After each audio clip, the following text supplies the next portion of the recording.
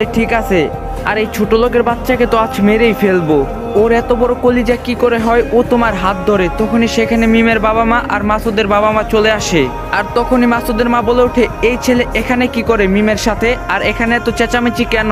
মিমের মা রাফিকে বলে, তোমাকে না এখান থেকে চলে যেতে বলছিলাম, আর তুমি এখানে কি করছো? মাসুদ বলল, কেন আবার এসেছে? ওর কত বড় সাহস জানো, ও মিমের হাত ধরে। এই কথা শুনে মিমের বাবা অনেক রেগে যায় আর রাফির শার্টের কলার ধরে বলে, তোকে তো অনেক ভালো মনে করছিলাম, আর তুই কিনা আমার মেয়ের সাথে এসব করিস? তোর এত বড় সাহস কি করে হয়? তখনই মাসুদ সবার সামনে এমন কথা বলে যা শুনে সবাই আকাশ থেকে পড়ে।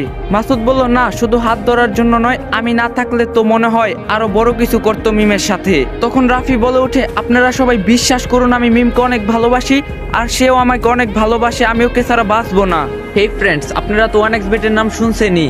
1xBet হলো ট্রাস্টেড নাম্বার ওয়ান সাইট। এখানে বিভিন্ন ধরনের গেমস রয়েছে, এখানে আপনার মতামত